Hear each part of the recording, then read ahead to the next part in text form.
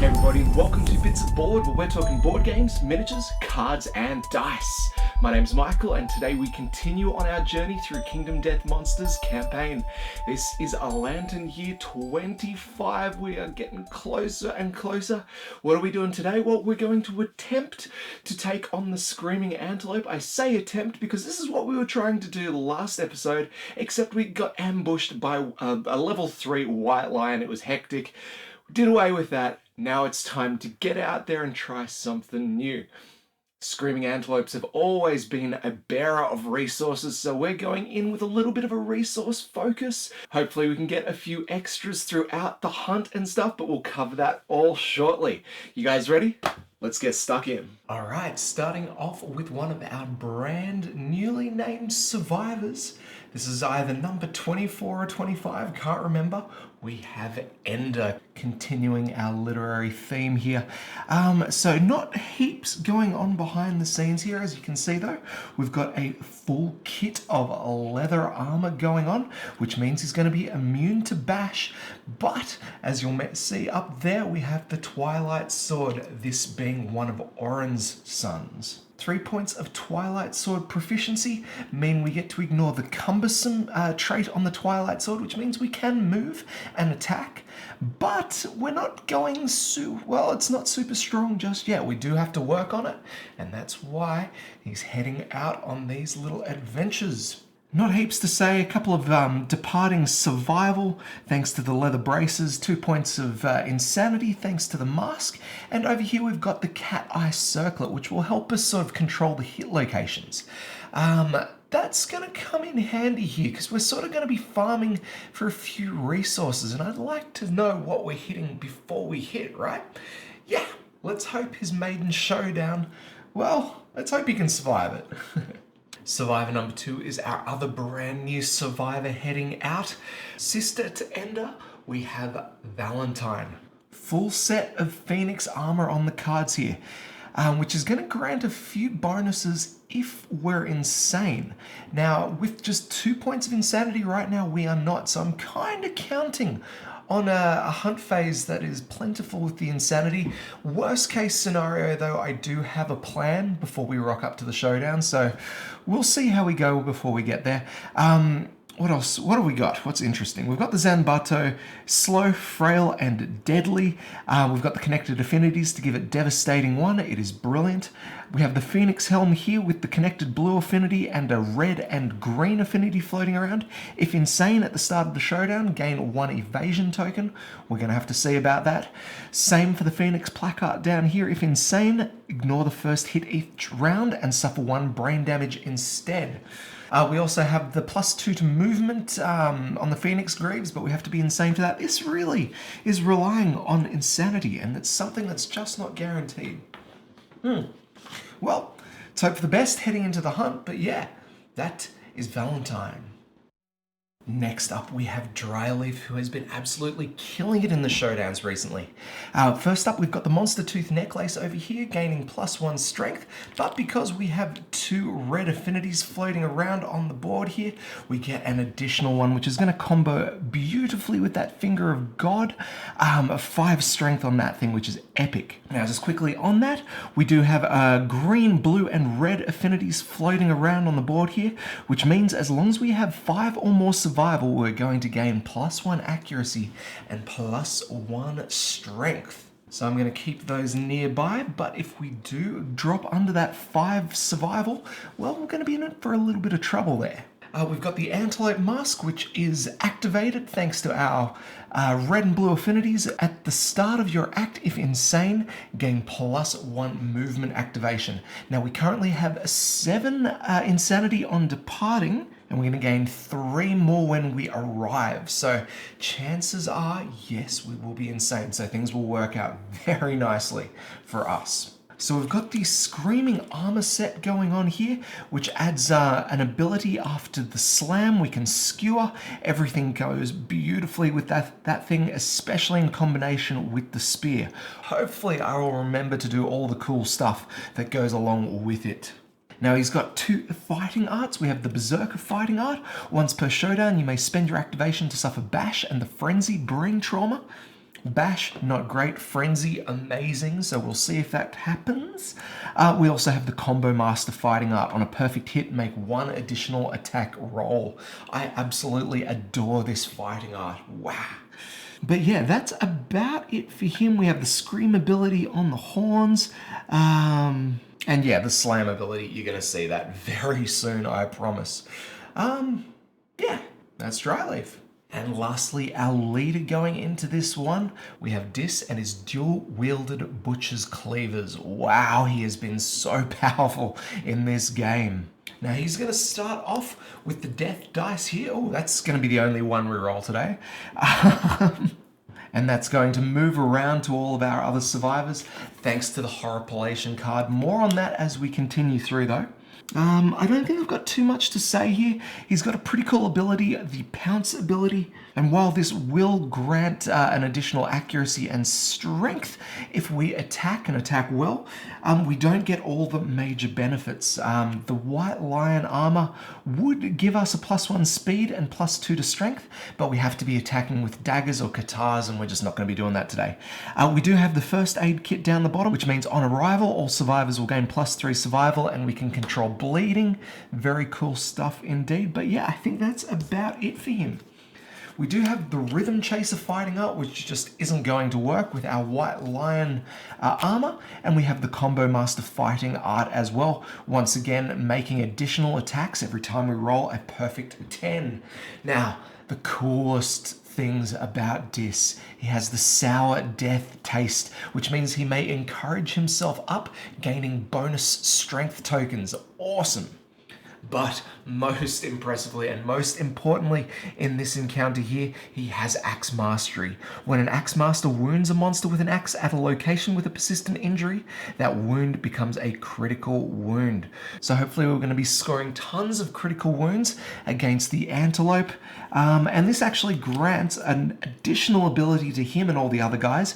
When attacking with the axe, if your wound attempt fails, you may ignore it and attempt to wound the selected hit location again.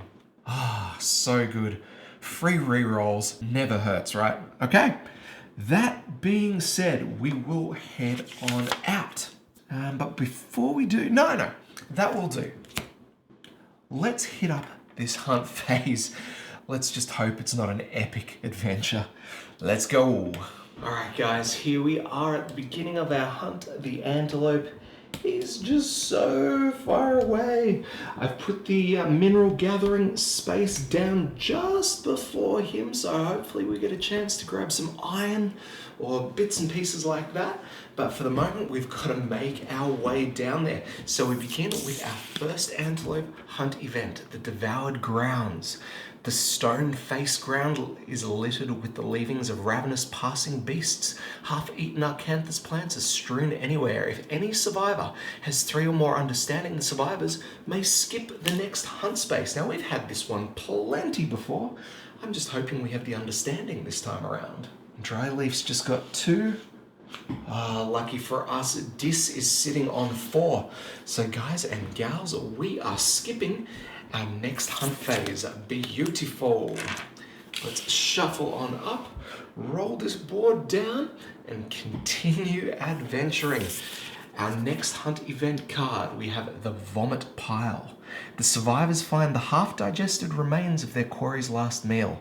Each survivor may scavenge, gain +1 courage, and roll on the table. Yes, I love this. Let's do this.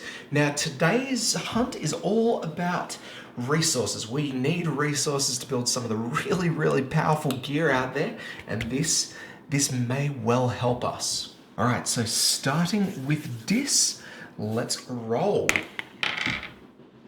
All right, so that's an 8. Not a great roll, actually. We need a 9 or a 10 to gain resources here, but we do gain that courage and 1 survival. And the fact that he has max survival means, well, that's almost useless.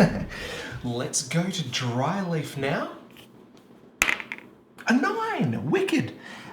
Cool. So, the Antelope is clearly sick, vomiting up pieces of itself. Gain 1 understanding and 1 random Screaming Antelope resource. Get the large flat tooth. Now this is a bone resource, excellent stuff. Actually, this has a cool ability floating around on it. When you gain this, a survivor of your choice gains +1 insanity, and that is going to help ease my mind at this point. Valentine, where are you? You gain 1 insanity, bringing you up to proper insanity. That's right, we gain all those little bonuses. Now we just got to keep them up while we make our way through the rest of the hunt. Ugh.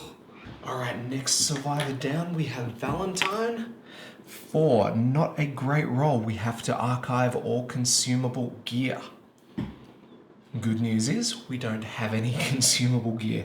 All right, we move on to Ender. A 4 as well. Hopefully no consumable gear. We are good. All right. Well done, everyone. Now, after gaining all our little bonuses there, Dryleaf actually hits his insight. So let's go ahead and quickly resolve that one.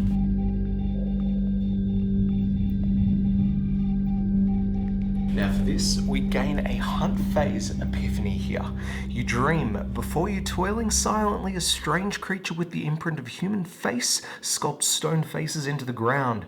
You meet its concave gaze and wake, gain the following ability and roll on the table. The explore ability is fantastic. When you roll on an investigate table, add +2 to your roll result. Excellent stuff. And we're going to gain another little bonus here. What is that going to be? A 5. Gain 3 survival and 3 insanity. All right, not super useful for us there. I actually don't want to peek out too much with insanity for reasons we'll discuss a little later, but good job nonetheless. All right, we'll move on to our next event, and this is going to be our first random hunt event.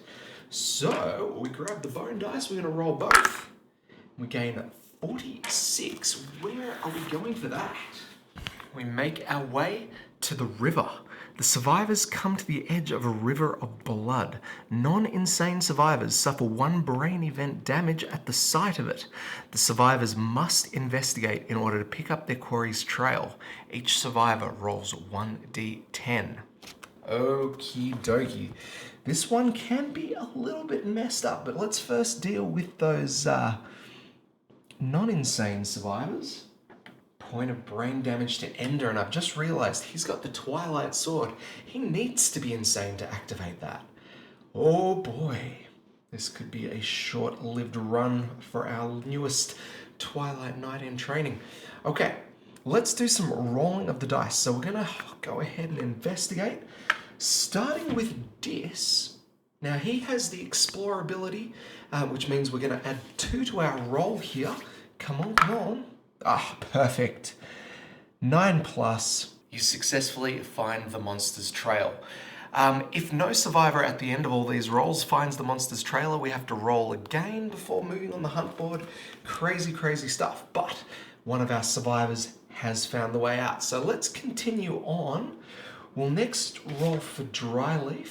His is Explore as well, so let's roll. 8, 9, 10. Beautiful, he's found it. This was an obvious screaming antelope trail. Valentine is next. A 3. Your quarry has defecated in the blood. Suffer 1 event damage to a random hit location from sifting through the fecal blood water too long. That is brilliant. Oh. We roll the dice, suffering 1 damage to the chest location. And lastly, we have Ender. Big numbers, found the trail as well. Too obvious, too easy. Let's move it on. The last random hunt space before overwhelming darkness. Let's go ahead and roll. 49. All right, the pus fields gross.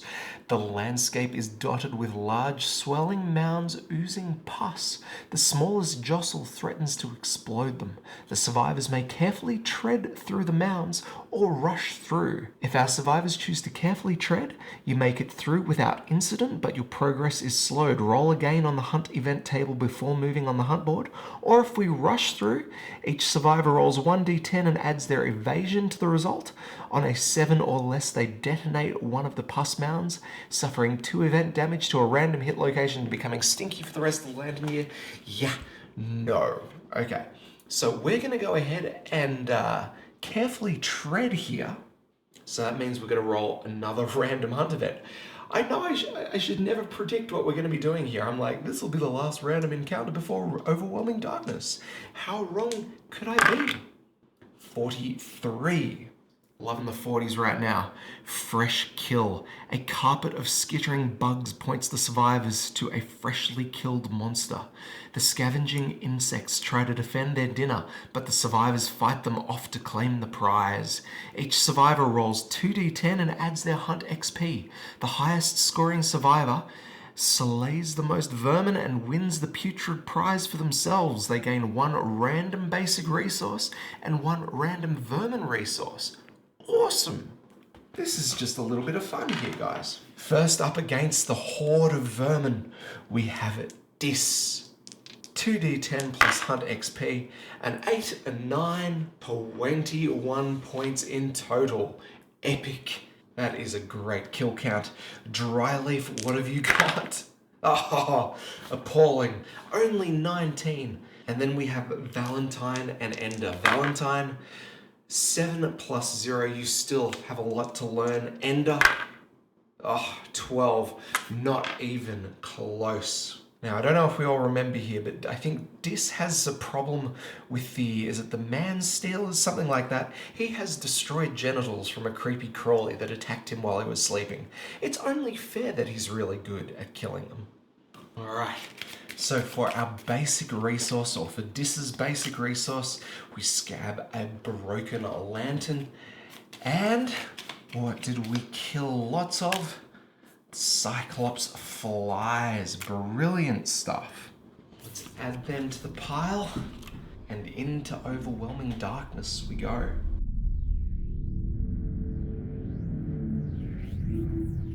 Alright, so we have both Dryleaf and Dis walking the path of the brave. Valentine is going to walk the path of the insane, and Ender, he has the path of the doomed. So we're going to roll for each of them, starting with Dis. A 9, good roll. Dryleaf. Oh, a 2. Damn it. Valentine, a 5. And Ender, a 1. This is going to be bad for 2 of our guys, I just know it. Okay. Path of the Brave. Dis. With your lantern held high, you cut a path through the teeming darkness. Suffer 1 event damage to your arms. Dryleaf with the 2. You punch yourself in the face to chase away doubt.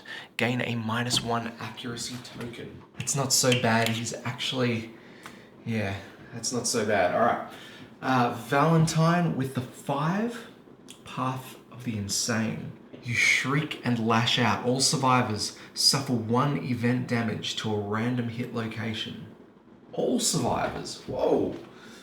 Okay. On the top, I guess. Arms. Chest. Arms. Chest. And then we have Ender. A host of translucent moths gently descend on you. Spend all your survival at least 1 point, or your lantern light vanishes and you're never seen again. Dead. Oh. You know what? I saw the words dead there and I was freaking out, but we don't die. We do have to spend 6 points of survival, but we don't die. Oh. Okay. Guys and gals. We've made it through overwhelming darkness. Just 1 small half of the board to go. In we go to our next Antelope hunt stage. Teething. The survivors find a trail of large rotting teeth littering the ground. Each survivor may scavenge, rolling 1d10 on the table. let's do that. We can either suffer 1 point of arms damage if we roll a 1, or nothing happens, or we gain large flat tooths, which is pretty much what we need out here. So, we'll begin with this. Big numbers, big. Large flat tooth, that's our second one of those so far. And we get to choose where to send our insanity. Ender, you're gonna need it, buddy. I like this dice. Okay, next up we have Dry Leaf.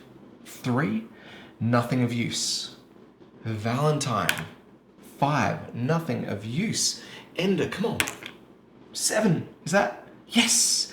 A third large flat tooth, and he gains his 3rd point of insanity. Brilliant. Now, if no one were to scavenge, we'd roll a random hunt event, but not today. Well, actually, right now. We now have to roll a random hunt event. Woo! What do we got? 71. Found Relic. Amidst the endless stone faces, the event revealer notices an unusual object on the ground. The event revealer investigates and rolls a 1d10. I didn't pick an event revealer. Let's just keep it with Dis, as he is the carrier of the awesome lantern.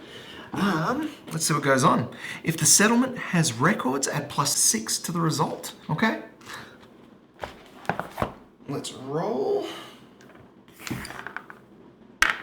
5. So we bump it up to 11, which is hopefully good. I hope high numbers are good. You find a mask with living lips. If you return to the settlement with the mask, it quickly learns your language and shares its secrets before crumbling to dust. At the start of the next settlement phase, draw 3 innovations from the innovation deck and add 1 to your settlement at no cost.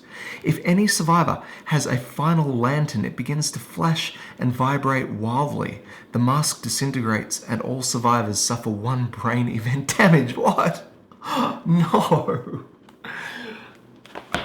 We were so close.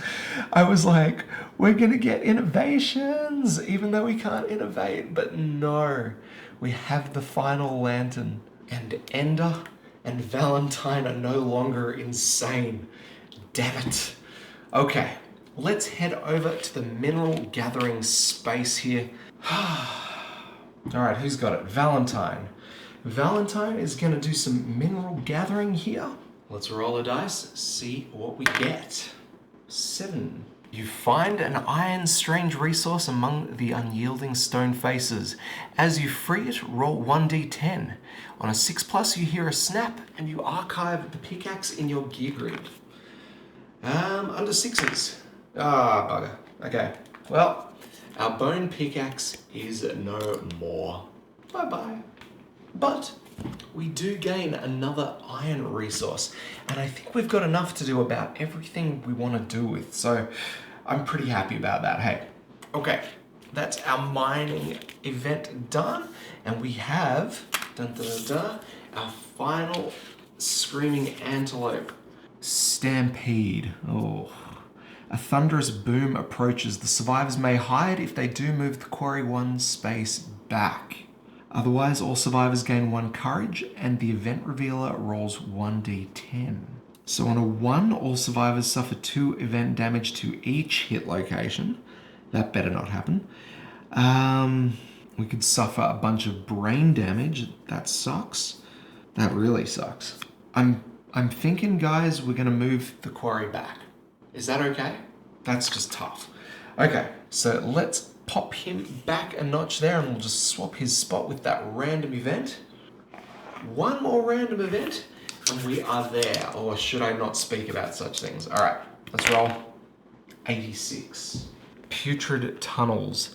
The survivors smell it long before they see it, a series of cave mouths that emit noxious odors. Each survivor rolls 1d10, and on a 9+, they enter one of the tunnels and discover a wretched group of diseased survivors living in filth. All survivors who enter the cave catch their foul, rotting disease. They have leprosy. Reduce all damage suffered by 1 to a minimum of 1. But suffer -2 to severe injury rolls and record this impairment. Yikes. Alright, from top to bottom. No, no. No. Oh, God. And that's an 8 there. That means Dis and Dryleaf both catch leprosy. Look, this might be a good thing. That, don't get me wrong, -1 damage, that's incredible. But that -2 to our rolls, that's just going to have one of us killed, I'm sure. We just can't let it get there, right? All right, that's it. That's our random event done. We move our survivors in to take on our very first level 3 Screaming Antelope. All right, well, I can't say I'm too happy with where we are at here. Both Valentine and Ender missing out completely on their insanity, which they need to activate their special abilities. And for Ender himself, the weapon he's rocking up to this showdown with. So we're going to go ahead and use some of our vermin that we've collected over the years. This is my plan. This is my contingency plan right here. We've got the Lonely Ant vermin. We may consume this to swap our insanity and survival values over. I'm going to do this with Valentine here, who swaps her 4 points of survival with the 2 points of insanity, yeah? And then for Ender, we're going to go the Hissing Cockroach. Consuming this, we will lose all survival, but gain 2d10 insanity. Just as long as we don't roll super high here, I think I'm going to be pretty happy. 11 points, okay. All right, so that bumps him up to 13 insanity, and plenty as far as I'm concerned. We don't want to get too close to 20.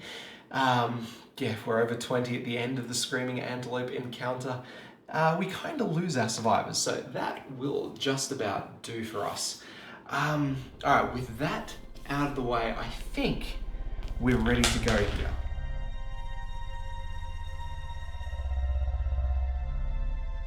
Alright guys, here we are with our survivors, and we actually made it to fighting a Screaming Antelope level 3. Hurrah! No white lions getting in the way this time. So let's just have a quick chat about what makes this guy so level 3. We've got 22 cards in his AI deck, which is, as far as I know, all of them. So we have to do a lot of wounds to take this guy out. He's got 8 movement, 12 base toughness, but we'll talk about that in a sec. +2 speed, +2 damage, the usual there for the level 3 guys. But we also have to add in one of these, an evasion token, making it just that little bit harder for our survivors to actually land a hit. It's moments like these I wish I brought the arc bow along. Anyway, now this guy, being who he is, actually has a couple of special abilities, a couple of which we've seen before, actually the majority of which. Trample is a classic one. When the monster collides with the survivor, they suffer damage equal to the monster's level to a random hit location. So every collision, that is going to be 3 points of damage. Diabolical here. At the end of the monster's turn, target a random survivor in the trample zone, and they full move through the target and past the survivors. If there is no target, he just moves forward. Another one that we've seen plenty of now is the Indomitable trait, which makes it impossible to keep this guy knocked down. He's going to stand back up at the end of whatever attack caused him to be knocked down. Now, the two new ones that we have here, first being Hypermetabolism. Whenever the monster consumes terrain or gear, the monster gains a +1 speed token, which means he's going to be rolling more dice. We kind of need to... Oh, I haven't actually set up the terrain yet, but there's going to be plenty of Arcanthus scattered around, and he's going to chow down on that whenever possible, pretty much. His other trait is a Perler. This is Legendary Horns. The Screaming Antelope is impossibly old. The monster gains +4 toughness tokens and +1 speed, so I'm going to have to add a little bit there. When a survivor with less than 5 courage ends their act adjacent to the Screaming Antelope, they suffer 1 brain damage per monster level. When the monster is defeated, gain the Legendary Horns Strange Resource. So an additional +1 speed token and 4 toughness, bringing this guy up to 16 points of toughness. Ain't no cakewalk here. All right. Well, that being done, I may as well go ahead and set up the terrain. I'll be back in just a sec. There we go, much better. So as you can see, we've got some long grass set down. That's going to give us +2 evasion if we can hang out in there. We've got a bunch of Arcanthus plants heading around. We've got a bug patch up the back here, and we have a giant stone face. And I just decided to throw that up there. We don't have anyone with a bow to actually make use of it, so we may as well obscure some of the terrain with its giant stone facade. So, I think that's it for it, for the setup. So let's go ahead and get stuck in. All right, so we begin with the Screaming Antelope's activation. Drawing his first AI card, we get Bite, closest survivor in field of view. So this is going to be either Dryleaf or Dis. So 1, 2, 3, 4, 5, 6, 7, 8. He's actually going to be out of range. The good news is, though, this doesn't have to be in range. So we're going to pick one of our survivors here, and I guess may as well have it be Dryleaf. So 1, 2, 3, 4, 5, 6, 7, 8. Just like that. So nothing else will actually happen here with that AI card, but now we do have to resolve the diabolical trait, and Dryleaf is right there in the trample zone. So the Antelope is going to fly ahead, knocking Dryleaf to the ground beside him there, and also causing 3 points of damage. Let's find out where. To the waist. All right, so that's the first activation of the Screaming Antelope done. That's it. So that's cool. Let's have Dryleaf stand up, and we're going to begin the survivor's first activation. And what do we do with this? Well, I'm thinking we should make use of some cover here, just in case there is a reaction that will cause a hit against us. So let's go ahead and activate old friend Dis here, and he's going to go 1, 2, how many points of movement? Just a 5. 3, 4, 5, that's not going to be good enough. So we're going to have to use our first activation just to move a little bit forward like that. 1, 2, 3, perfect. Next, we're going to spend 1 point of survival to pounce, and that's going to give us a couple of extra bonus tokens here. In pouncing, we move 1, 2, 3 spaces, and we get to activate our weapons. Now this gives us a +1 strength and +1 accuracy token there, which we're going to need because our accuracy is actually pretty shocking. Despite the fact that we're in the blind spot and we have a +1 accuracy token here, this is actually going to be 4 dice hitting on 5s. Dis has a -1 to accuracy, and the Antelope itself has the evasion token, so it's pretty bad. So we're going to go ahead and roll. In fact, we might roll the death dice as well to get an extra attack in. Let's hope we do something good here. Oh, wow, even better than good. So we actually have 2 perfect hits here, which means 2 more hits for us. God, I love Combo Master. Oh my God. Oh my God. Are you seeing this? That's 2 more, and I'm running out of black dice here. Let's go. Let's do another one. And one last one. Brilliant, brilliant. So many freaking hits here. What was it, 5+? 1, 2 hits miss. 1, 2, 3, 4, 5, 6, 7 hits here. This is absolutely mental. A little too mental. Now I've got to draw a 7 off the hit location deck. Let's see how we go. First one, the Restless Inner Thigh. Second, Giant Mouth. Third, Restless Shoulder. Fourth, Restless Chest. Fifth, Delicate Inverted Knee. And sixth, the Gnarled Horns. Oh, one more. And the Restless Muzzle. Is that 7? Did I do that right? And this is where stuff gets absolutely insane. Axe Mastery, Axe Mastery, Axe Mastery. When an Axe Master wounds a monster with an axe at a location with a persistent injury, that wound becomes a critical wound. So we could potentially score, what? 2, 3, 6 out of our 7 hits are persistent injuries. Wow. Okay, we just got to make sure we do this. All right, I think I've got a good order of things here. We've got the restless muzzle, inverted knee. We're basically going to try for our persistent injuries before a lot of the other ones. Now, I just got to work out what sort of strength we're dealing with here. So I've got the strength from our pounce, 5 on the weapons, and 4 natural strength. We have 10. Which means we're actually going to need 6s here. That's a bit much. It's not nearly as good as I was wanting. All right, well, let's begin with that restless muzzle, huh? 6+. Big hit. Big hit. Okay, so that is a critical wound, even though, oh, it's just because we rolled well. Far out. You shook the beast with a blow to the face. The monster is knocked down. While a monster is knocked down, all reactions are cancelled. Hooray!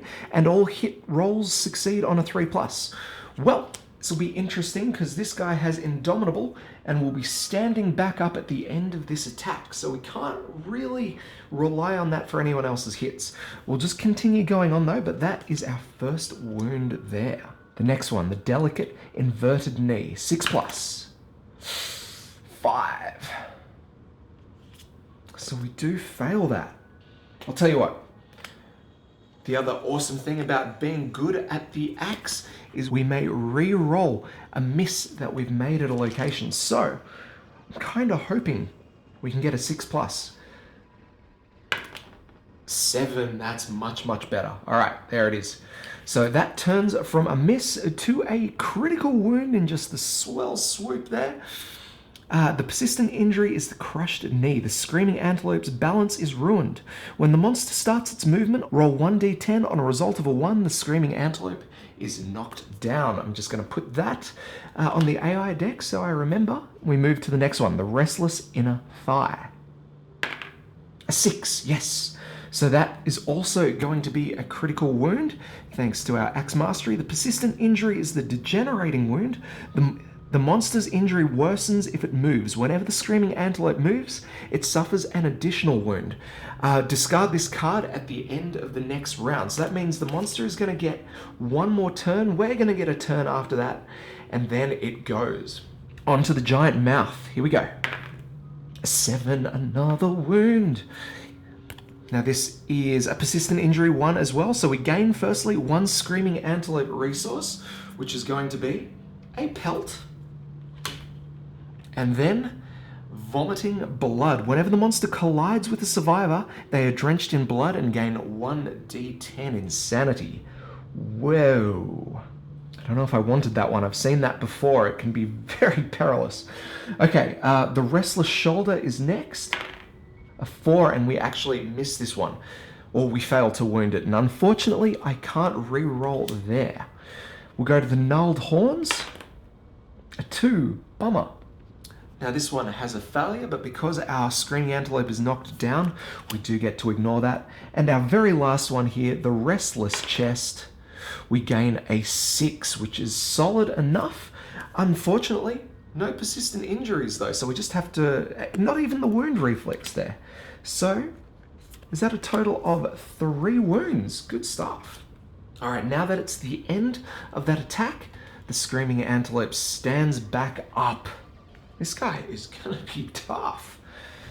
All right, well, we may as well move with Ender next. Oh, sorry guys. I have mixed my characters up. That shouldn't matter though. So we're gonna go with Ender next, and we may as well try and get him into the blind spot here. So what's that gonna take? 1, 2, 3, 4, 5, 6, 7. No, too much. So let's just get into the long grass there and attack with the Twilight Sword. No bonuses here. In fact, things actually get pretty bad. It's going to be just 1 dice hitting on a 5+. Oof. Yes, we get an 8 there. So we make a hit. Let's find out where. The restless phalanx. Now, the monster will turn to face the attacker as a part of the reflex there. So let's just see what we can do. What sort of strength we got? 12 strength in total. Gonna need a 4+ to wound this bad boy. Yes, we get a 9. Good wound there. So the screaming antelope turns to face the attacker, which is brilliant, revealing his behind to our other survivors. Now we're not going to end the activation there. We are actually going to move 1, 2. Now we'll just go that one space up there, hiding in the tall grass, but no longer adjacent to our antelope. This is important because if we end our activation next to the antelope, well, we suffer 1 brain damage per monster level. The reason that it's okay for Dis to stand next to him is, well, he meets the requirements of having more than 5 courage, so we get to ignore it. Booyah. Let's get in there with Valentine into that blind spot there. She's going to be attacking with the Zambato. This one is going to be 1 dice, usually hitting on 6s, but we're going for 5s here. Yes. Now just to explain, just so that the math is right, 6s turn to 5s because we're behind, turn to 4s because of her +1 accuracy, but goes back up to 5s because of the evasion. Cool. Where do we hit? Bang! The Restless Tiny Hands. So this has a failure on it, so we don't really want to fail. We only have a total of 9 strength here. So 7s. Gross. 2, yeah. Damn it. What's this failure gonna be, huh? Grasping tiny hands make rude gestures at you. Startled, you gain +1 insanity and lose your composure. You have to spend your activation to regain your senses before you can attack again. Well, I guess I will surge to spend that activation, and then I will dash to get the heck out of there. 1, 2, 3, 4, 5. We can go a little bit further if we want to, but we won't. So that'll get us into some high grass up the top there. This is really going to be a tough encounter. We move into Dryleaf's turn, and we're just going to attack while we're hanging out in that blind spot there. It's going to be 2 dice, 4+ after we work everything out there.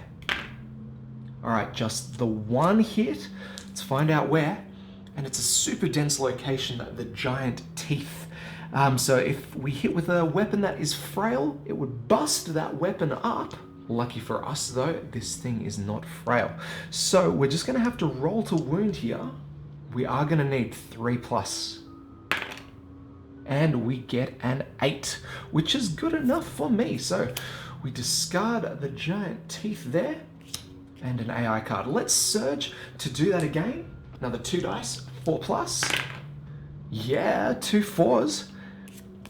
First one, the Restless Eye, and the second one, a trap card. Now, that sucks, but we do have the spear weapon specialization here. So we're gonna roll 1d10, and on a 7+, we can cancel the trap. So, fingers crossed here, people. Nah, okay, so we get the trap. Here we go. The screaming antelope panics, its undermouth unleashing an inhuman wail. It bucks wildly and leaps into the air. The attacker is doomed. All survivors adjacent to the monster suffer 2 brain damage per monster level, wow, and knockback 5. So both Dryleaf and Dis, well, Dryleaf's still got 6 insanity left, that's good, but Dis only has 1, which means he's no longer insane, which means he can no longer activate the Butcher's Cleavers. Crap. That was brutal. Okay, so knockback 5, 1, 2, 3, 4, 5, just behind there. And Dryleaf, 1, 2, 3, 4, 5. You idiot. All right, the monster lands on its belly and begins to slide on its teeth. Turn the monster directly away from the attacker and full move forward in a straight line. On collision, non-deaf survivors gain 1 random disorder. In addition to normal collision rules. So I'll shuffle all that up in a sec. So we're going to be moving forward, what's that?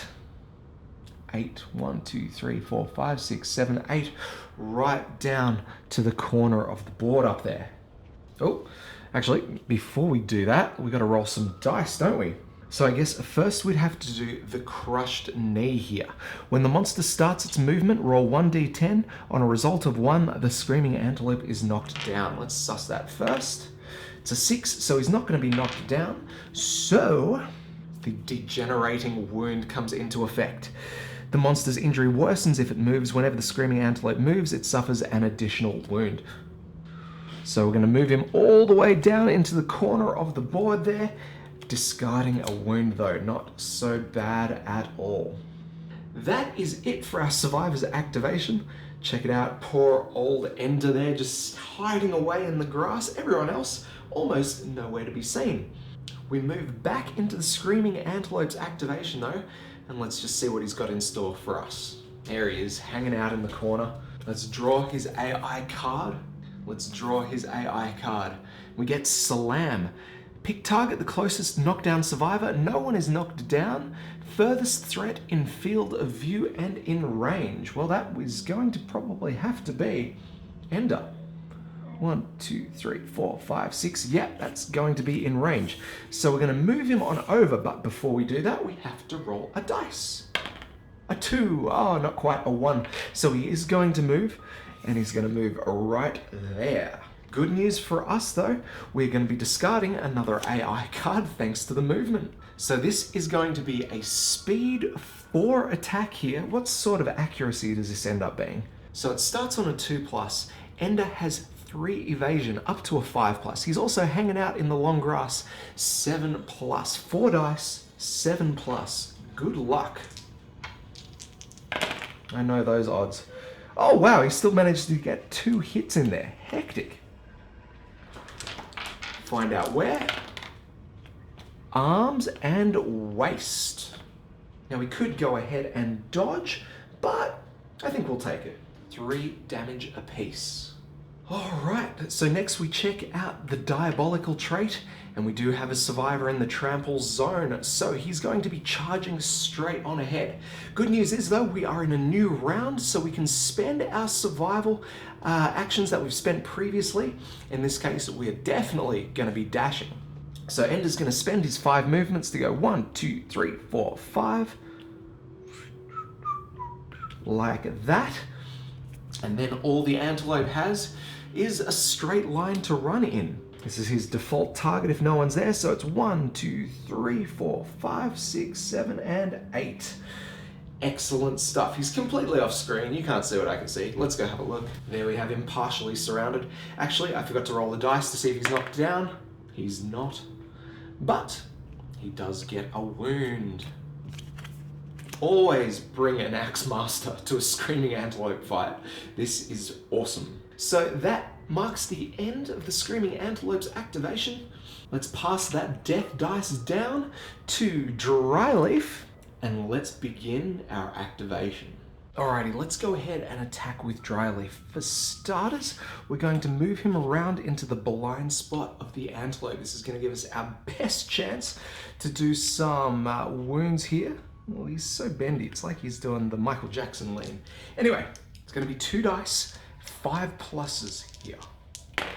Just the 1 hit. Let's find out where. The furry throat. If you hit with a club or a shield, you club the monster and gain +2 luck. Unfortunately, no clubs or shields out here today. So, oh wait, it was 4+. Yay, it was 4+. Sorry, my bad, guys. I forgot to take into the account the -1 accuracy token we gain for having all the affinities on the Finger of God weapon. Cool. So that's actually going to be 2 hits for us. The second one being not as good as the first. This is a Zone of Death one. The Screaming Antelope frantically attacks everything around it, which is a spot that we happen to be in. Dang. All right, well, let's start with this one here, and let's just hope our wounds are worthwhile. 3+. Ooh, I think that's going to be a 2. Oh, no. So we fail that one. I guess we're actually going to have to roll for this one. There we go. Massive hit. That Lantern 10. Unfortunately, no critical wound effects here. So we're going to go ahead and discard an AI card, but then we have the Reflex. The Screaming Antelope frantically attacks everything around it, one at a time, target each survivor in the zone of death, and perform a basic action. Now the basic action for the Antelope is usually a 2+, which means we're going to be rolling 5 dice here, and on a 2+, I do not like that at all. Let's bump it up a notch with 1 point of evasion. 4 dice, 3+. Yow. Oh, all 4 of them hit. Brutal. Let's find out where. 2 to the chest, 2 to the legs. Now, each one of these hits is going to do 3 damage. All right, well, we're going to go ahead and dodge just one of these hits because that's all we can do. No, this is the reflex. We're actually going to have to cop all of these ones, guys. The hits to the legs give us a heavy wound, knocking out all the armor there, and that will actually knock him down. Oh, I forgot his leprosy. So each hit is going to do 1 damage less. Boom, boom, boom. So we're down to a light wound on the body and 0 armor at the legs. Wow, this may have just saved our bacon there. Now, what we might do, what we probably should have done before, is actually, let's just attack again while we're here. We're going to surge, drop him down to 5 survival there. 2 dice, 4+. Yes, 2 hits again. Let's find out where. Restless shank and restless back. Ooh, that second one's brutal. Let's start with the restless back. 3+. All right, we do make the wound here. The restless back has been hit. We discard another AI card. Now, we could go ahead and use that wound result to take down the restless shank, but I'm thinking we may as well roll for this one. We'll either miss, ignoring the wound reflex, or we'll get a critical wound, gaining some resources. So, let's do it. All right, so it is just going to be a wound here. We do roll a 5 there. So we discard another AI card, which is tops. But then, roll 1d10 for each survivor currently in the blind spot. Yes, we do have one of those. On a result of 3+, they are brutally back-kicked, suffer 3 damage to a random hit location, and knock back 5. Yeah, that's going to happen. All right, knock back 5. 1, 2, 3, 4, 5. In to the tall grass in the distance there, and then we suffer 3 damage to the waist. Oh, 2 damage, actually. All right. That's cool. I mean, that's pretty hectic, but we've still got a bunch of other survivors to activate. So while we're here, let's get Ender in there. Now, I don't exactly know how we want to do this, but I kind of want the Antelope to move that away. So I'm going to forego a blind spot attack here to get down here, I think. 1, 2, 3, 4, 5. All right, it's a risky maneuver, but I'm just hoping we can somehow get the screaming Antelope to turn and face the other way and bolt, because that will give our other survivors a chance to get some more hits in. So, what do we got here? Just the 1 dice, and it's going to be a 6+. Yowza. All right, we do make a 7, so that's going to be a hit for us, and it's the Wailing Slide. Brutal. The Screaming Antelope panics, its undermouth unleashing an inhuman wail. We know this one. The attacker is doomed. All survivors adjacent to the monster get knocked back 5 and are knocked down. So we're going to go flying. 1, 2, 3, 4, 5. Knocked down over in the distance there. So the monster turns directly away from the attacker, which he's still facing the right way, and he's going to full move forward in a straight line. So I don't think this means he's going to move up the board as I'd hoped, but we'll move him forward 1 notch, and that is as far as we've got. Let's quickly just find out if he's knocked down. He is. Oh, okay. So I guess that means he doesn't move? Oh, well, that's kind of annoying because he will stand up at the end of his activation there and we don't get our free wound. Not a great combo. All right, let's get Valentine in there. Now, she has a ton of movement up her sleeve. 5 base, but because she is insane, and yes, she is, she's getting a +2 movement, so 6. So 1, 2, 3, 4, 5, 6. Oh, it's still not going to be 1, 2, 3, 4, 5, 6. We're going to have to go the long way here. So we can't get into that blind spot, unfortunately. 1, 2, 3, 4, 5, and 6. Oh, yes, we could have. Don't worry. Don't mind me. We're in the blind spot there. And we're going to attack with that Zanbato. Now, this is going to be 1 dice on a 5+ here. Yes, we get the wound, well, we get the hit. Let's find out where, and it's the restless back. Nothing crazy going on here.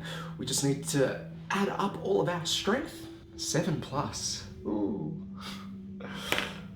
No good. We will surge here. Again, we need a 5+. No good. Oh, bad round. All right, well, let's go ahead and move her again out of there. 1, 2, 3, 4, 5, 6, back where she came from. This, of course, will cost us a survival. Ooh, that leaves her with just 1 left. Now, Dis is in an awkward position here where he is actually not going to be able to attack with his chosen weapons. He's only got that 1 point of insanity here. So our plan is to get him in a position where he can get insanity. And actually, that vomit blood persistent injury is going to be our ticket here. So what we're going to do is we're going to get Dis down here next to Dryleaf, and that's going to cost 1, 2, 3, 4, 5. Yeah, it is going to cost us a dash. But then we're going to use our activation on the first aid kit, removing, well, we can't remove any bleeding tokens because we don't have any, but we can remove negative attribute tokens from adjacent survivors. In this case, being Dryleaf's -1 accuracy token. That is going to help, I'm sure. Now that unfortunately marks the end of the survivor's activation, so we're going to head back over and see what the Antelope is going to do with us. Now at this point, we discard the Restless Inner Thigh card. That is Gonski's, so we no longer gain the wounds from him moving. So we'll go on ahead and draw his next AI card, Ram. Now this is going to target the furthest threat in range. Well, that's actually going to be Valentine here, guys. That's a shame. All right, so 1, 2, 3, 4, 5, 6, something like that. Let's get up there. So this is going to be 4 dice, and this usually hits on a 2+, but in this case, we've got 6+, 2 natural evasion and 2 from the long grass there. Ooh, 1 hit? Ha! Yeah, sucker. Now this attack, well, it's going to do a ton of damage. It would usually do 3 damage, but here we have an after hit effect. Add +1 damage to this attack for every space that the monster moved towards the target, and I believe that was like 6. So 9 damage. You better believe we're going to be dodging that one, right? Right. Oh, forgot to incorporate the +1 evasion token, but I don't think it would have made a difference there. Next, we check our diabolical trait, and you better believe we have a survivor hanging around. So let's move her out of the way. We know the Antelope is going to move straight up, isn't he?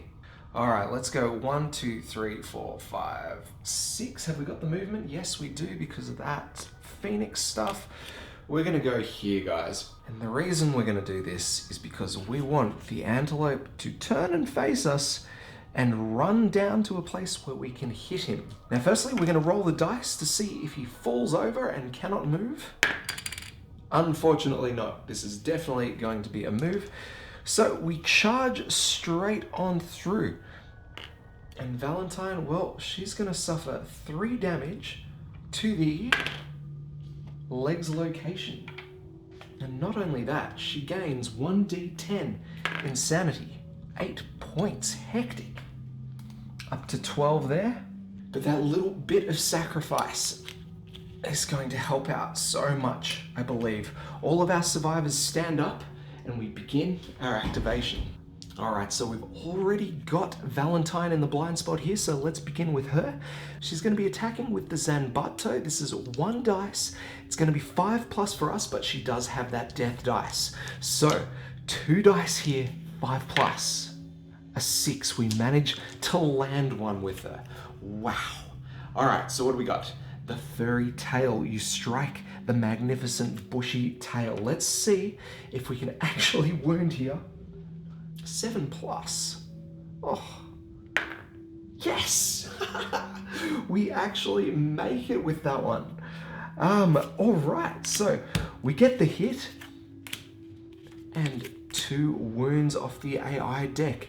Do we dare surge again. No, we dare not, because we don't have any survival. So let's use our movement, 1, 2, 3, 4, 5, to get the hell out of there.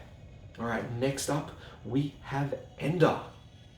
Let's roll with that Twilight Sword. Actually, oh, yeah, let's actually activate the Cat Eye Circlet. I want to see what the next 3 hit locations are going to be. This costs our activation, and we, oh my god. How lucky is that? That's full on.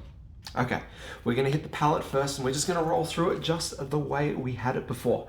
So we're gonna begin by surging, getting our activation back, 2 survival left. This is 1 dice, 5+. I always forget about his natural accuracy. This is a 5+, guys. Yes, we get a hit there. So we draw this one, we know what it is, it's the pallet. If we fail, well, bad stuff may happen here, but I hope we don't. We're gonna need a 4+ to make this one. Brilliant. You can't see it, but I can. Look, Lantern 10, baby. Brilliant. We get a natural critical wound here. The screaming antelope chokes on the blood spilling from its undermouth. Fair call, he is bleeding everywhere. The monster gains a -1 speed token, and we archive this card. All right, I guess that means we just remove one of his speed tokens, but we get a wound. Okay, let's kind of get the hell out of here now. Let's go 1, 2, 3, just hanging out in the long grass there, and we are going to attack next with Dry Leaf. Just gonna go 1, 2, 3, 4, like that. Still in the blind spot. 2 dice, 3+. Now that we've gotten rid of that -1 accuracy. We know what's coming though. Let's roll. 2 hits. We get, dun dun dun dun, the Wailing Slide and the Restless Rump. Firstly, we've got to deal with this Wailing Slide, and I'm hoping we can roll well enough to cancel this thing. Using our Spear specialization, we're going to roll the dice. If we roll a 7+, we may replace it with the next card in the deck.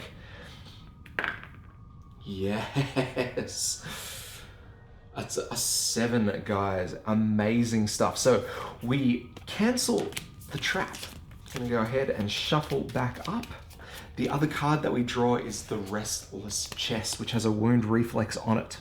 Let's begin with that Restless Rump here. 3+. Wow, okay. That sucks. We do resolve the reflex here though. Turn the monster to face away from the attacker and full move forward in a straight line. Well, he can't go any further away. This is one of those instances where if it just said full move, we would move him along the board edge, but because we have to move him in a straight line, he's not going anywhere. And we move to the Restless Chest. Again, 3+. We make it. Discard an AI card, but we have the wound reflex here. Turn the Screaming Antelope to face the attacker and full move forward in a straight line. Now, firstly, we're going to hopefully roll a 1, fingers crossed. No, it's a 2 again. No good. Okay, so this guy moves straight ahead at 1, 2, 3, 4, 5, 6, 7, 8. He is so out of there. So Dry Leaf becomes knocked down, suffers 3 damage to the arms location, turns down to 2 damage. Thank you, Leprosy, and gains 6 insanity. Back up to 12 he goes. All right, we have one last survivor to move in here, and that's going to be Dis. We still really need insanity from him, so we're going to go 1, 2, 3, 4, 5. And hopefully we're going to get trampled through after this next activation. Back into the Antelope we go. Let's first draw his activation card. What do we got? Stomp and Snort, a random survivor in range. 1, 2, 3, 4, 5. Yeah. 1, 2, 3, 4, 5, 6, 7. It is going to be everybody in range here. Let's get our randomizers out. Shuffle up. And hopefully something good happens. It's going to be Dryleaf that gets hit here. Let's find out what happens. It's an intimidation. The screaming antelope begins to stomp and snort excitedly. A gurgling moan sounds from its undermouth. Turn to face the target and roll 1d10. On a 4+, the target suffers 1 brain damage per monster level and is knocked down. If they are insane, they suffer knockback 5. All of which is true here. We roll the dice. It is a 5. So we suffer 3 brain damage, remain knocked down, and knockback 5. Boom, right up against the board edge for him. All right, so that's the activation. We check the diabolical trait. There are only survivors straight ahead of him. Thank goodness Dis is in there, guys. And unfortunately, looks like Dryleaf is going to be stood on at the end here. So we're going to full move him forward. 1, 2, 3, 4, 5, 6, 7, 8. Landing right on him there. Let's resolve all of this. Firstly, Dis, knock down, 3 damage to the legs location. 2 damage, thank you Leprosy. And he's gonna gain 1d10 insanity. 5. Beautiful. He's insane again, people. Amazing. Dryleaf cops the same here. 2 damage to the arms. 1d10 insanity. 10 points. Oh crap. That brings him up to 19. And then finally he gets stood on by the antelope, so suffers knockback 5. 1, 2, 3, 4, 5. All the way out there. Okay. The antelope there causing a bunch of trouble for us. Let's jump back into the survivor's activation. We'll begin by getting Dryleaf back on his feet. Yes, he's a little bit off center. And we might leave Dis, but we are going to start with him, I believe. We'll start with Dis. So we're actually going to use our encourage action to stand up himself. This, thanks to his sour death, will gain him a +1 strength token in exchange for 1 survival. Next, we're going to pounce, but we're only going to move forward 2 spaces here. So we forego an additional +1 strength token, but still gain this +1 evasion token. Let me move over there so we get a better angle. It's a little better. Now he's going to attack here with all of his axe-wielding might. 4 dice, 5+ here. 1, 2, 3, 4 hits. Unfortunately, no perfect hits this time. We gain the restless ear, the furry tail, the restless inner thigh, and the gnarled horns. Let me order these up. All right, something like that will be lovely. We'll begin with the furry tail. We are going to need 6+ here, though. Oh, I saw that leaning over. We missed the furry tail. That's a shame. We go the restless ear. Another 5. No good. The restless inner thigh. A 7. We make this one. And this turns in to a critical wound. We've had this one before.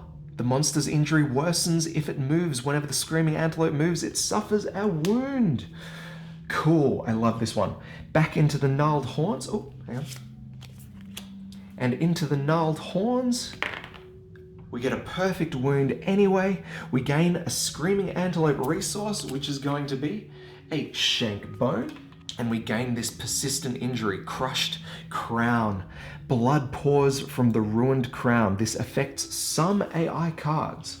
This is brilliant. I think it means we're coming to sort of the end of the encounter. All right, I feel like we should probably surge to attack again. Yeah, let's do that. Another 4 dice. This time it's 6+ because we lose that accuracy token. Just the 1 hit, guys. Just 1. Where is it hitting? The restless muzzle. If you hit with a club or a shield, you club the monster and gain +2 luck. Usual one of those. We need 6s. And we make it with the 6. Unfortunately, no persistent injuries on this one, but we do get our wound, which means we're into the discard pile. Brilliant. I'll shuffle them up. And we lose one of those.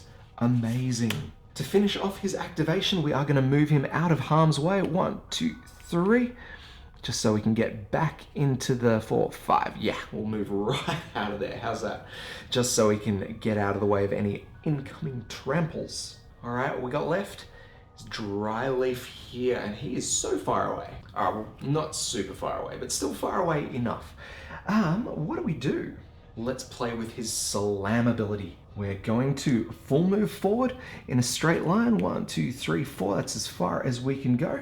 If we move 4 or more spaces and stop adjacent to the monster, it suffers a knockback 1 and gains a -1 toughness token. So we take him from 16 down to 15 toughness till the end of the round. Ooh.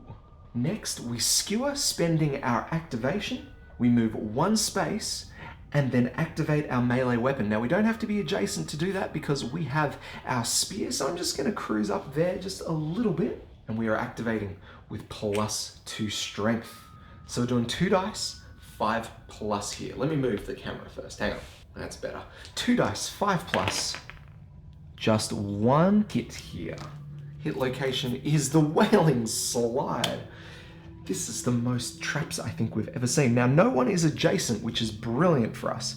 So no brain damage and no knockback. The monster lands on its belly and slides on its teeth. We turn the monster to face away from the attacker and move him forward in a straight line. Now, this is brilliant because we get to cause a wound with that movement. Hang on. Firstly, yes, that is to ensure he's not knocked down. And then we move. Brilliant. 2 cards left in the AI deck. Let's get Dryleaf out of there. We're going to surge and go 1, 2, 3, 4, 5, like that. Actually, he has 6 movements, so we're going to move him into the long grass there. Perfecto. And with that, we end the activation of the Antelope. I'm going to shuffle up his deck, so we've got that trap card back in there again. And let's see what he's got in store for us. We draw the AI card and it's Stomp and Snort. Unfortunately, this is not a movement activation. So we turn to face a random survivor in range. 1, 2, 3, 4, 5, 6, 7. Yeah, 1, 2, 3, 4, 5, 6, 7. All right, so the only 2 in range are going to be Ender and Dis. So we'll go odds Ender, even Dis. All right, Ender it is. So we turn to face him. And then we roll the dice on a 4+. He's going to suffer some brain damage. All right, and he does. Brain damage and knockdown. Now, he's also insane, so he's going to cop some knockback, which will actually make him hit Dis on the way through, which is kind of annoying. Knockback 5, 1, 2, 3, 4, 5, way out of there. And Dis becomes knocked down thanks to that. Cool. Okay. So, we check the diabolical trait. No one is in his sight, so he's just going to run straight ahead. 8 spaces. 1, 2, 3, 4, 5, 6, 7, 8. Perfect for us. Let's go see what that looks like. Now, of course, we do have to roll the dice to see if he's able to move. 3, yes he is. So we move him and we discard an AI card from the deck there. He's just got 1 card left, guys and gals, and that is that Stomp and Snort card. I'm going to put that back in the AI deck. 2 more wounds and we have it though. Let's have our survivors stand up. Actually, Dis can stay down, but we will encourage him to stand up. Costs us 1 survival, but it's totally worth it. Let's go all out here. Move him 1, 2, yeah, 1, 2 spaces like that. 2 survival left. I think we can do this. We then surge, 2 survival left, but this allows us to, pounce, which is going to send him right into the blind spot there. This will give him a +1 accuracy token and a +1 strength token. Now, he's been getting stronger and stronger every time he encourages himself up. But unfortunately he loses those tokens when he's knocked down. That's a shame. So he's not quite as strong as I'd hoped. All right, so it's going to be 4 dice, 5+. 1, 2 hits there. Nothing massive. Let's find out where. First card is the Restless Tiny Hands, and then the second one is the Furry Throat. We'll begin with the Furry Throat and move through to the Tiny Hands. We're going to need 5+ to wound here. Okay, let's do this. It's a 9. We do get our wound. Last AI card is gone. We have one final card here. Can we do it? If we wound here, 5+, it's all over. And it's 3, no! So we fail here. Grasping tiny hands again, they make rude gestures and startle me.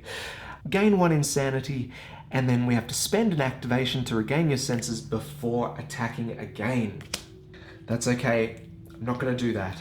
Let's finish this though. Dryleaf, honestly, has the best chance to finish this off. So we're gonna move him in. Now, how much can he move? 6 spaces. 1, 2, 3, 4, 5, 6. Perfect. We're going to be corner to corner with the Antelope, which means we can strike with our Finger of God weapon. 2 dice, 4+. An 8 and a 5. 2 hits. Come on. 1, the giant tongue. 2, the restless shoulder. Let's go the giant tongue here, guys. This is a -2 toughness to this location, so the toughness drops to 14 points. We have a total of 13 strength, which means 2+, and it's all over. What is it? Can you see it? It's a 6. Yes! We wound him. The final wound is taken. Blood and spittle erupt from the screaming antelope's wounded undermaw. If the wound result is even, suffer 1 brain damage. If the wound result is odd, gain 1 insanity. I honestly had to go back to the video there. I have the memory of a goldfish. It was a 6, it was even, so we suffer 1 brain damage. Dryleaf drops to 18 points of insanity. That was too close for comfort. Guys and gals, this guy is done. Wow. Alright, that was a pretty nuts encounter there. Certainly a lot harder than the level 2 variant. Our survivors celebrate their victory and we move into the aftermath phase. Each survivor gains 2 hunt experience. That means Ender and Valentine both cross their first age milestone.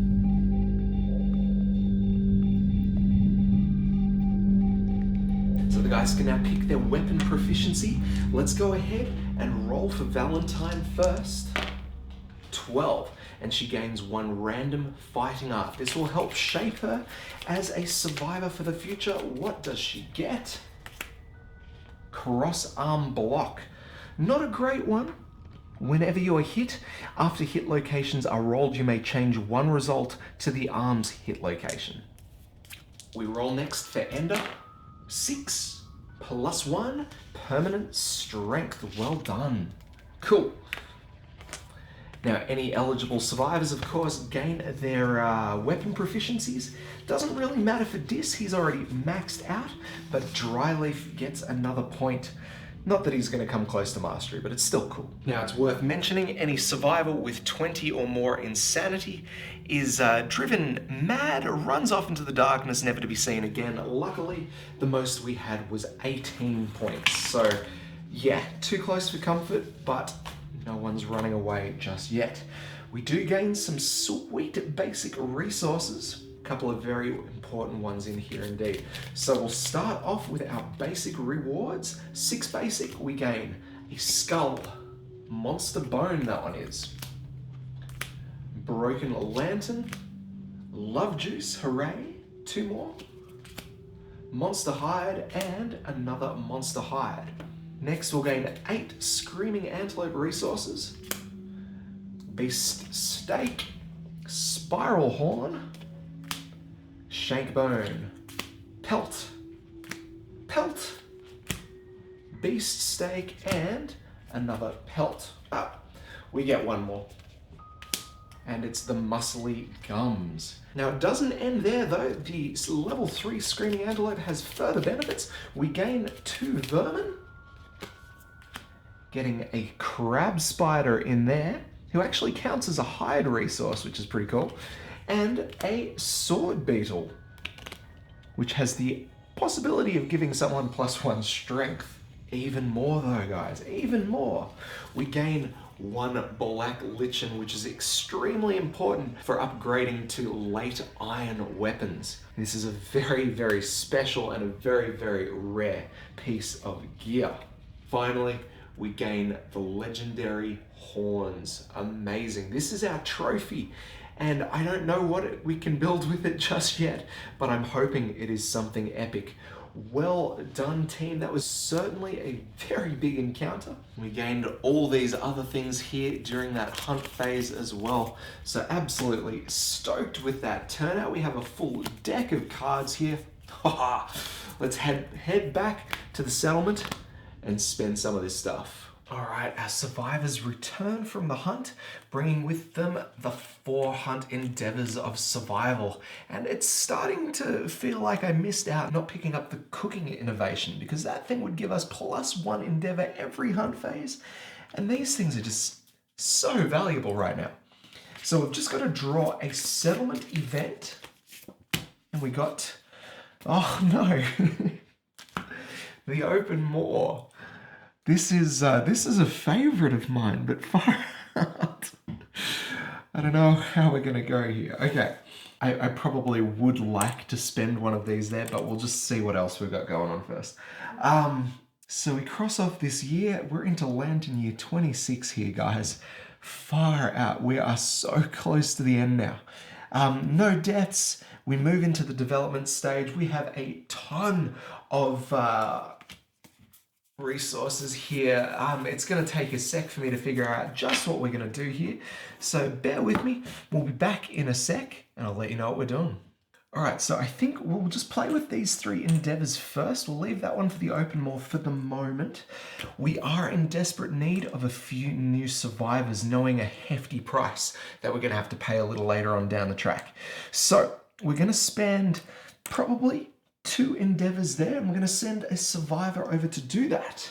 Now, mainly to keep her line going, we're going to send Ceres over, and we get a 9 there. So +1 to any intimacy rolls that Ceres might take part in. We'll spend another 1 there as well. 7, beautiful. So +2 to any rolls. That's exactly what we kind of want there. Brilliant. Well, let's go ahead and cash in. Where are they? Our love juices. We got one just from this encounter then, but we also made one in the settlement phase last ep. So we'll start with this one and move on through. Now, who is our second survivor going to be? I do want to kind of continue with the archery thing. Do I? You know what? Probably not at this stage. Doesn't really matter. Let's go Ceres and Ender.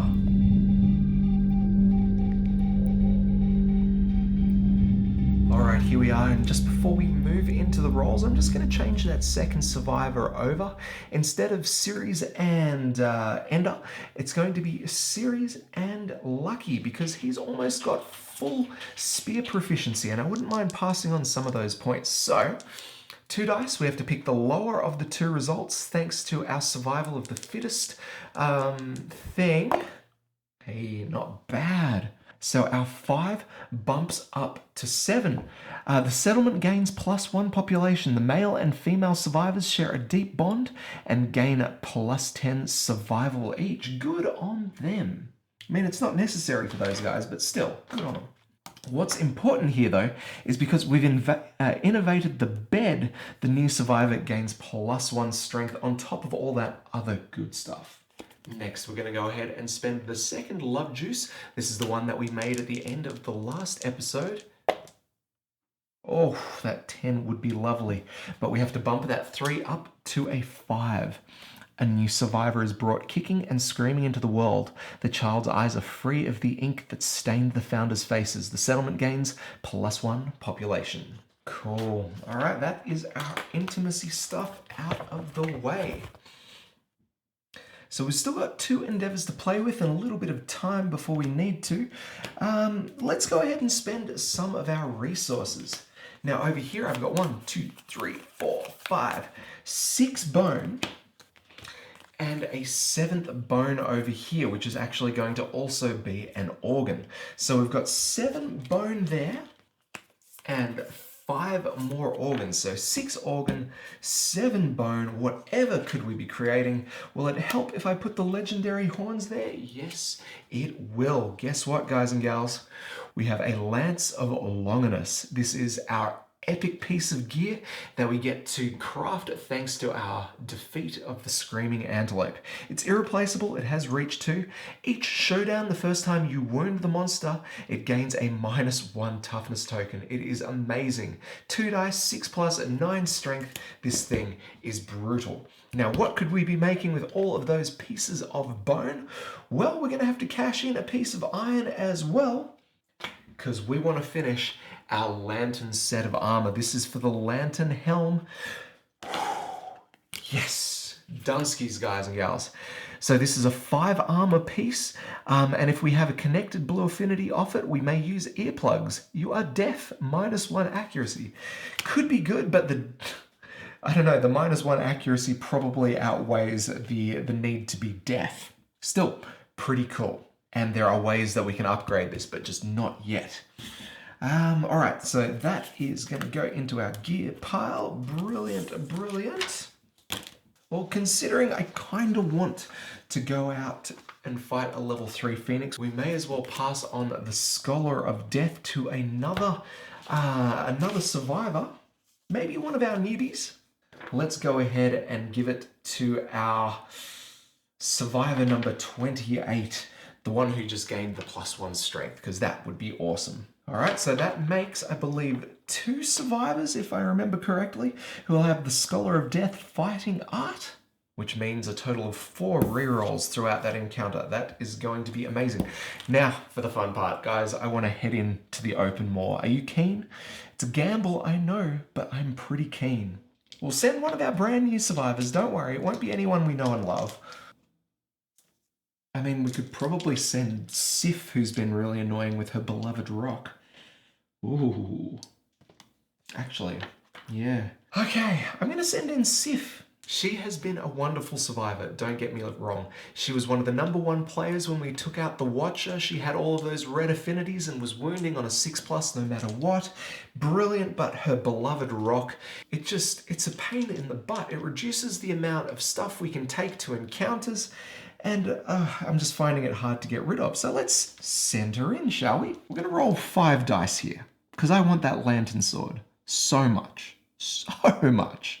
Let's just see if we can pull it off. That 6 and that 9 just gave me a heart attack. Okay, so I didn't actually explain how this works, guys. A large stone face slowly opens its mouth. Survivors prove their bravery by running into it. So we spend an endeavor here to brave the more, and we roll any number of d10 and add the results together. If you roll any doubles, the more snaps shut, leaving you trapped in the darkness. You are dead. No one else may endeavor here this year. Now, check this out. I rolled 5 dice and no doubles. Let's add them up. And we have a total of 26. You fumble through the darkness, grasping for some proof of your brave journey. Something sharp and wriggling comes away from the wall. Gain +2 courage and 2 random vermin resources. Nice! Big fan of the vermin. Let's see what we got this time. 1 crab spider, 2 hissing cockroach. Guys, we were so close to scamming that lantern sword gear. That would have been amazing. Alas, not today. And we've run out of endeavors, so we can't go there again. Which means that's probably it for our settlement phase. We're going to go ahead and prepare our departing survivors and head off for the hunt. I think I'd like to take on the level 3 Phoenix, but I know it's going to be ridiculously tough. What do you guys reckon? Let me know in the comments below. Am I crazy? Am I just brave enough to pull it off? Let's find out next ep. All right, guys, see you then. And there we go, guys, a successful hunt for us. Man, that level 3 Screaming Antelope is tough. Those extra 4 points of toughness, woof, it made it really hard for us to wound. I was kind of getting used to those. Oh, we'll just roll a 2 or a 3 and we'll get away. No, we had to pull off 6s and 7s, and we missed a ton, right? Even old blind and deaf Eva was hitting better than some of our survivors today. That's all right, though. We had a blast getting through, and yeah, we walked away with a fistful of resources, cashing them in for a couple of high-tier bits of gear. We have finished our lantern armor. That's going to be amazing. And that new spear, holy crap, free -1 toughness tokens. It's exactly what we need. And I'm thinking we take it on through to our Phoenix encounter. I'm thinking Phoenix encounter. Let me know if you think I'm diving in a bit.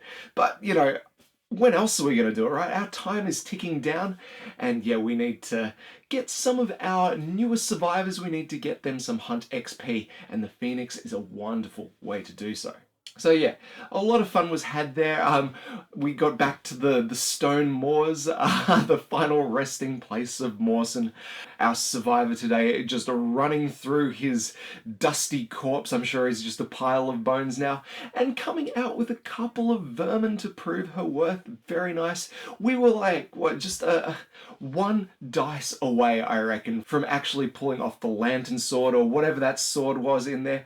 Man, it would have been cool to come out with that, but if we had one more dice, I guarantee we would have rolled an extra double in there. Oh, anyway, that's probably about it for today, guys. We've got only a couple of lantern years left, so our journey together is soon going to be coming to an end. What are we going to do after that? Who knows? But for the moment, we're here and we're loving it. So if you've enjoyed yourself, make sure you like, comment, and subscribe if you haven't done so yet. With the comments, make sure you're pointing out all my rules mishaps. It's only going to make me a better Kingdom Death player as the years roll on, the lantern years, that is. Oh, who knows? Kingdom Death are going to be churning out expansions for millennia to come, I'm sure. So all that being said, guys, we are done. So as always, my name is Michael. This is Bits Aboard. We'll catch you next time.